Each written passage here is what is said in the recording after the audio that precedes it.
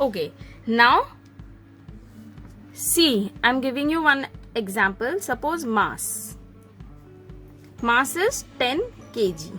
This is just the value. Here this is a physical quantity, right? This physical quantity has two specific parts, this one and this one. This part is called as numerical value. I have already told you in the very beginning. And this is your specific unit, or what we called as SI unit, which is also called as International System of Units. So for any measurement,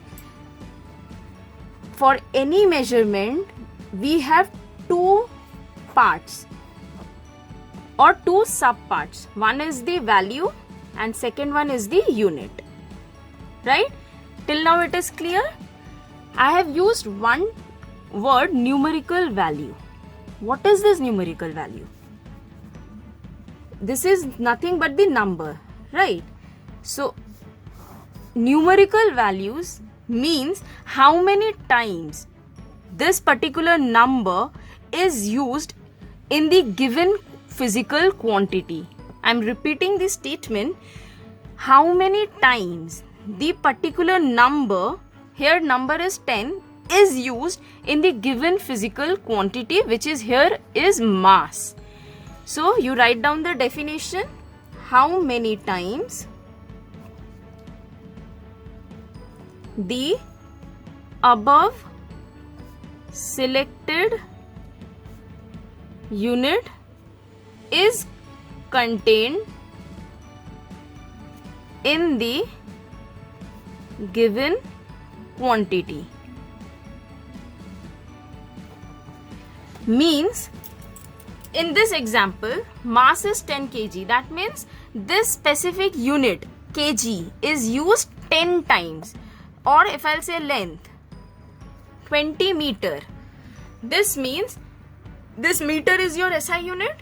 This SI unit is used 20 times in the given physical quantity. This is your unit, this is your numerical value, and this is your physical quantity. So in this particular physical quantity, meter is used 20 times, and this 20 is your numerical value. Right? Clear? Therefore, we can say that unit is measured, is a quantity which is measured. You can see here unit is 20, I can measure it 20 times. Fine? 20 times repeatedly I can measure it in order to get a set physical quantity. There are many other examples. If I'll go for volume, 30 liters. Here unit is your liter, and this unit can be measured 30 times, which is your numerical value, to get your physical quantity volume. This volume is your physical quantity. I'm constantly repeating this because this is your core concept.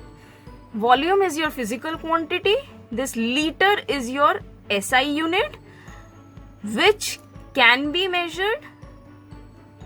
How many times it is measured?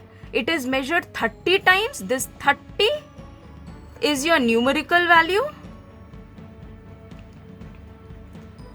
So this SI unit liter is measured 30 times to get the physical quantity volume.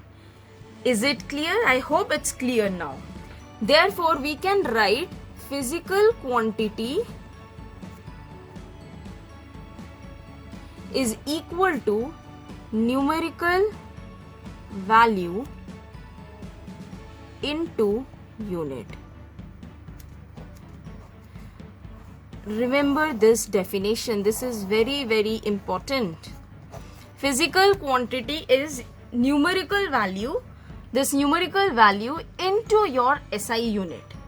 Right? Moving further. Now, moving further.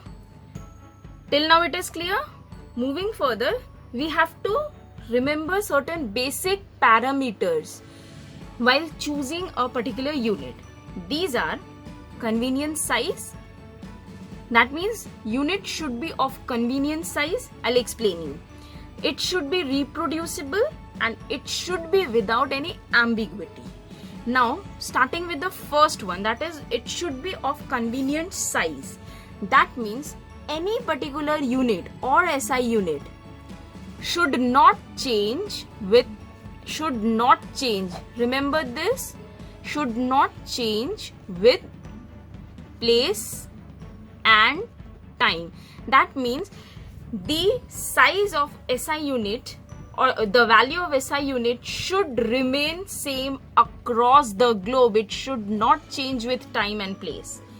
Second keyword is your reproducible. That means the particular unit that we are using will be capable to produce or generate or derive another units. That, suppose, let's take an example. What I have said, that the unit, suppose meter.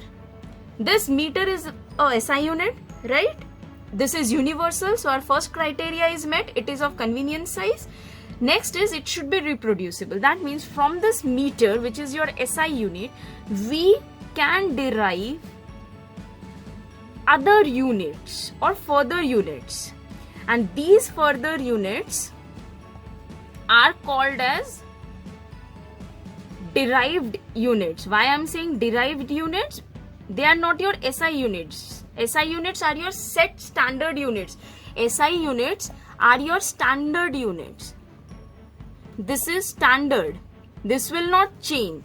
But derived units are those units which have derived from the standard unit. They are reproduced using this standard unit. Here meter is your standard unit. Let's take an example. Let's take an example. Meter, 1 meter. Here meter is your SI unit, right? 1 meter is how many centimeter? 100 centimeter. This centimeter is your derived units. So, meter is capable enough to derive 1 unit, centimeter. And this centimeter is your derived units, and that's why we can say that SI units should be reproducible in nature. It should be able to derive further units, right? Clear? So it is clear now? Meter is your SI unit and it is capable enough to generate 1 derived units. It is capable enough to generate further units as well. Now our third basic parameter was measurement should be without ambiguity. What does this mean? That means it should, or the measurement should clearly define the physical quantity. Means when I'm saying length of 20 meter, that means this SI unit is clearly stating that the piece of cloth is of 20 meter. There is no biasness or no ambiguity.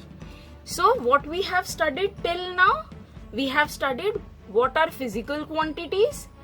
These are the basic quantities that can be measured. Next, we have studied about units. What are units? Units are the values that we can use or the quantity that being measured. Next, we have studied about measurement. It has 2 basic parts. It has one numerical value, one second part is your SI unit. Now we have finally understood how to choose a particular unit. It has 3 basic parameters. It should be of convenient size. That means it can't change with time and place. It should be able to derive the further units. That means it should be reproducible. And lastly, it should be without any ambiguity. So, this is the end of our lecture, and in the further classes, we'll have a look on few important standard units. Thank you.